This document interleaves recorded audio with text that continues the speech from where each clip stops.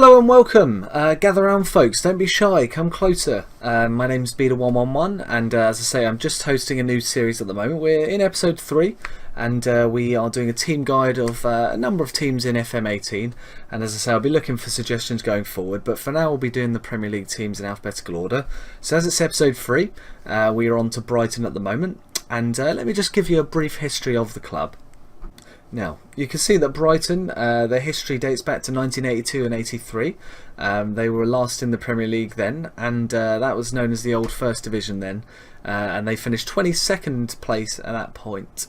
As I say, although there's only 20 teams nowadays, they will certainly want to steer clear of relegation.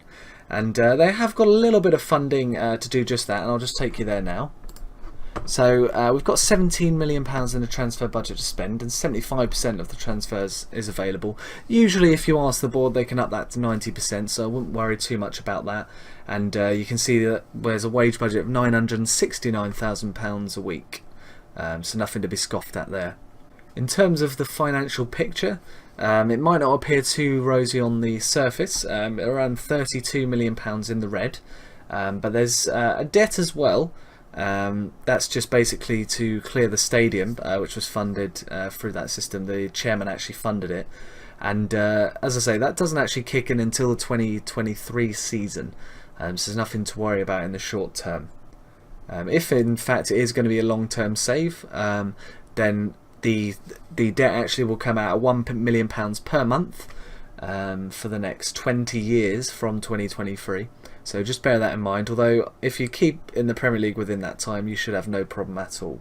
Now let's have a look at the squad. That's really where you're going to be able to find out whether Brighton are going to be good enough, really. So you can see they have two very, very good goalkeepers.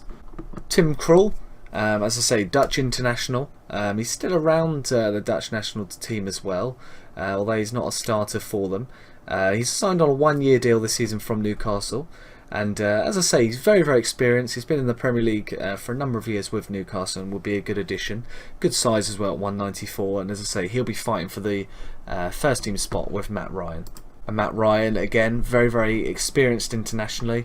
24 caps for Australia.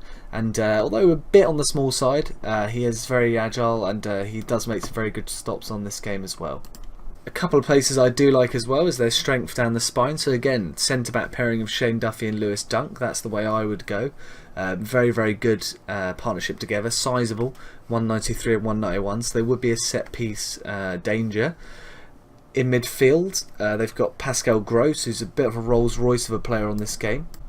As you can see, Pascal Gross has got a very, very good passing range. 15 passing and 15 technique backs that up as well. Decent work rate, so he's not... he's not scared of trying to work back if necessary, and he is a free kick and corner specialist, so again he'll be supplying the delivery for the two centre backs and the other men you have in the box. Dale Stevens is also there, and as I say, he will actually provide that steal in midfield. He is valued quite highly, around £14.75 million, so it might be a position that you might look to exploit and try and get some money out of. I would personally say their best player in terms of what I've used on the game myself would actually be Jose Izquierdo, and I'll just highlight him now. So he's an inside forward on the game. He's got a lovely lick of pace, 17 pace, 16 acceleration as well.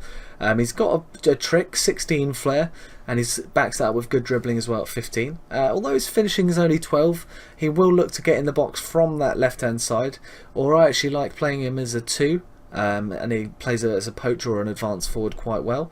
That would be probably the position I would play him, but if you play inside forwards, then there's no harm in that either.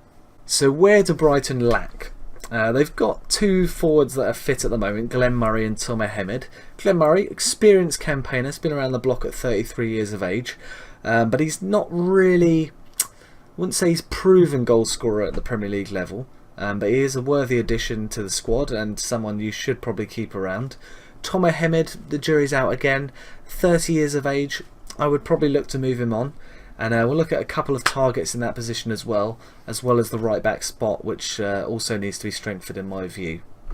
So, the man I've picked at right back for you is Gino Peruzzi. For all you perennial FM addicts out there, you will know him very, very well. He's a very well-rounded fullback. He likes to get forward as well. And he's in his last year of his deal, so actually you can get him for a very cheap deal, around 2.2 million, which is value at the moment. And again, wage-wise, he wants around about 15 to 20 grand. So someone you should definitely pick up. And he gets on well with Scalotto being Argentinian as well. Now, the player I've picked out up front for you is the Malian. He's at Porto at the moment, and his name is Moussa Marega. You may have heard of him. A couple of years ago, he was linked with the likes of Chelsea and Manchester United as well. He's got a turn of pace, I say 16 acceleration, 16 pace. Very, very fit player, 18 strength as well, and he's a real handful in the air at 186. Finishing 14, very, very good off the ball movement, and he could be an option from the right hand side or through the middle as well. He's equally adept, and he's priced at his value, so 8.25 is what Porto are willing to let him go for. Now, one thing I didn't show you last time was the dynamics of the team. So this is a new addition for Football Manager this year, and as you can see, you've got 3 team leaders at the club. So one of them is Bruno. So as I say, if you are trying to get rid of Bruno, I don't think you should necessarily sign someone who's going to go straight in as a team leader, so somebody who's very experienced. You want someone who's potentially going to come in as one of those other players, or slightly influential. As I say, if you bring in another influential player, I believe players like Dale Stevens, Tom Ahmed, if you keep him around, they will actually come team leaders eventually. So then you would have a few too many. So in my view, not the best idea to keep buying team leaders. It's good to have the experience there, but as I say, sometimes too many cooks spoil the broth, as it were. So actually in this case, if you were to sell Bruno, try and go for someone who's not proven, or someone who wouldn't necessarily fit in right away, but has a couple of links, so by nationality, or can talk to someone in the squad straight away, but wouldn't necessarily come in as like the first name on the team sheet, or the player that people look to for advice, or it's been around the block, as it were. I almost forgot. If I go to the under-23s now, and just let you know, probably their best prospect, that'll be a young man called Jason Malumbi. He's an Irishman. He's in his last year of his deal, so make sure you do sign him up. Only 3.5 star potential, but actually he's someone with decent attributes from the start. And if you give him a bit of game time, I'm sure he will develop as well. He's quite combative, can play as a ball-winning midfielder in there as well, so he would be a good foil in a 3 with Proper or Gross as well. As I say, if you give him game time, he will flourish for you. And then finally, I'm just going to show you this page here as well. They do have a couple of rivalries. They have a fierce rival, which is a very weird derby. It's like a motorway derby, they call it. That's between Crystal Palace. They have other rivalries, which is Southampton and Portsmouth. I would also maybe consider Bournemouth in that particular, rivalry as well, being South Coast. And they are predicted by the media to finish 19th. So again, if you want to steer clear of trouble, maybe those 2 players will just see you right with the right tactic. But again, just make sure you try and be hard to beat. I would actually go a bit more on the counter-attack. They do have pace in wide areas with Izquierdo, and also Solly March as well is a very good player on the ball. So again, well worth having a look at a sort of a counter-attacking style in this role. And I wish you a lot of good luck with it.